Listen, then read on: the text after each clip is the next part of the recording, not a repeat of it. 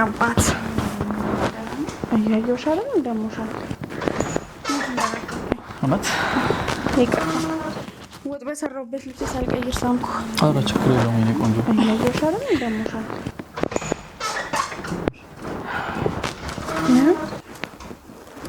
ምንድነው ፊትሽ ትክክል አይደለም። አያየው ሻለም እንደሞሻል አባት አንተ ከዚህ ጀምሮ ብቻዬን ነው የቤቱን ስራ እየሰራሁ ያለሁት። ልጁንም ብቻዬን ነው እየተንከባከብኩ ያለሁት። አያየው ሻለም እንደሞሻል ተኝታ ነው የምትበላው። ምንድነው የምሰማው ሚካኤል? ውሸቷን ነው አያየው ሻለም እንደሞሻል ጭራሽ እኔን ነው ውሸቷን ሰማህልኝ አይደል? እኔ ቤተሰብ ናችሁ ብዬ ምንም ነገር ላለመናገር ወስኜ ነበር።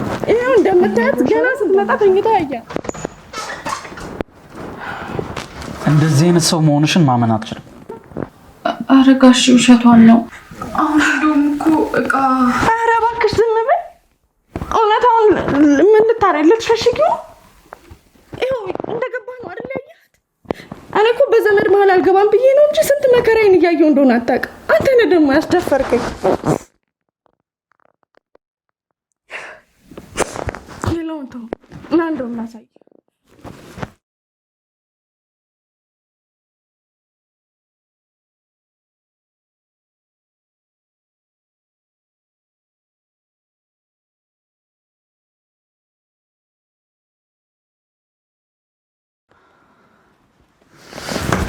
አንቺ ሻለምኔ ወንድሜ ምን ያደርግሽ? ዝም በይ አስመሰይ ውሸታ። ወንድሜ ብቸኛ ወንድሜ እባክህን ተው። እኔ እኮ ዞር ለምን ያልኩት በቃ እባክህ ዞር በይልኝ እባክህን ተው። በቃ ሻኑ ውጪ ኮራ ምን ሳትሰማም እንዴ?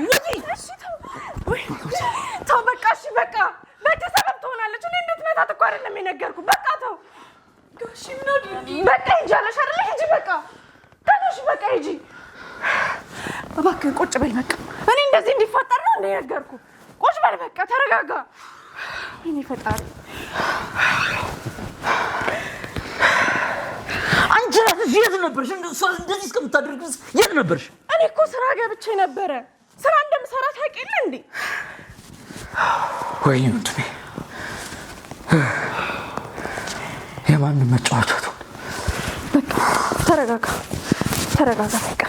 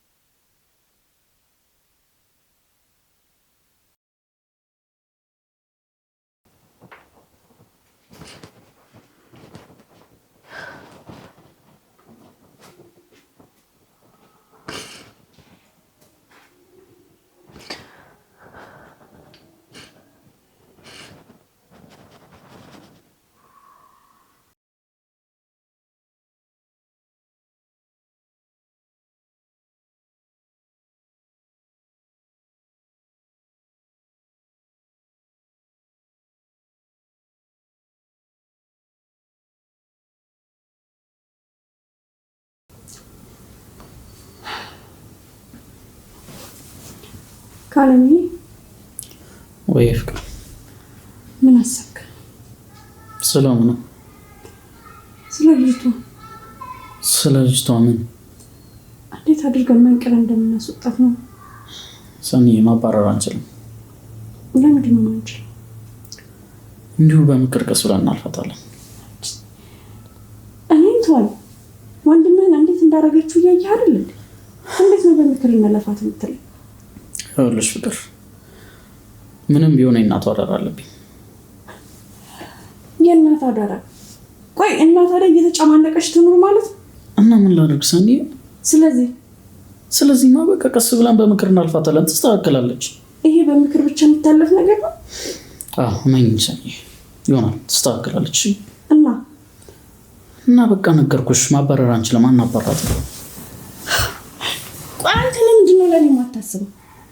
እሺ እኔ ምን ላድርግ? ድሮ መፍትሄ ትሆናለህ ብዬ መናገሬ እኔ ነኝ ጥፋተኛ።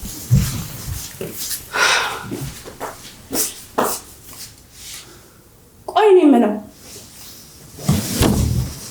ሌላ ነገር አለ እንዴ በእናንተ መሀል? እንዴ ምን እያልሽ ነው ደግሞ?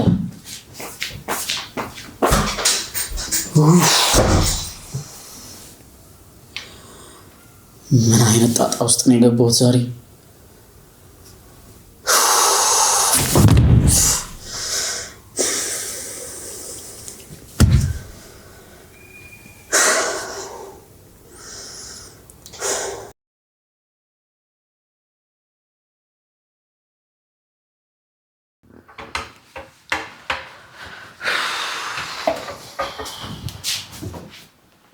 ደህና አደርክ ጋሼ?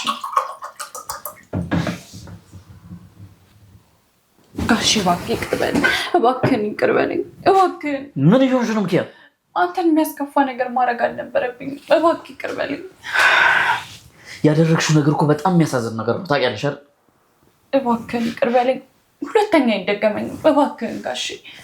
ሚኪያ፣ እኔ አንቺ እናትሽን ትረጃለሽ፣ አንቺም ራስሽ ትለወጫለሽ ብዬ ባመጣሽ እንደዚህ አይነት ነገር አድርገሽ ትጠብቂኛለሽ?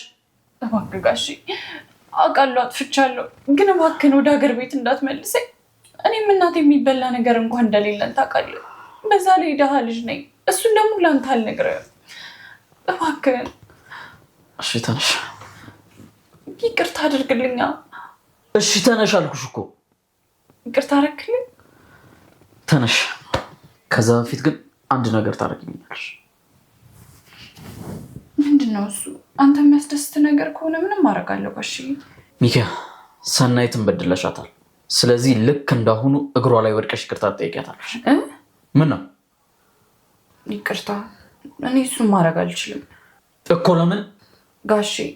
ሁሉንም ነገር አንተን ለማሳመን ሆን ብላ ነው ያቀነባበረችው። ሚኪያ፣ አሁንም ትዕግስቴን አትፈታተኝ።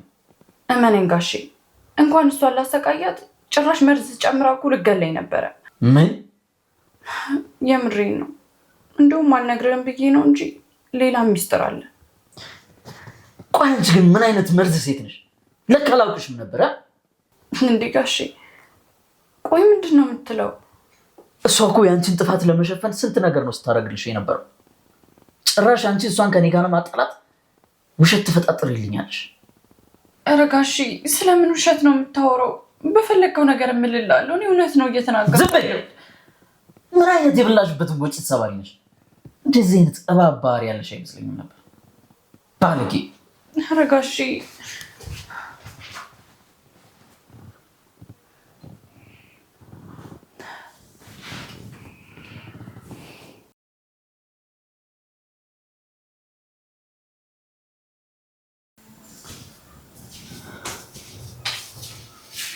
ወንድሜ እንዴት አደርክልኝ?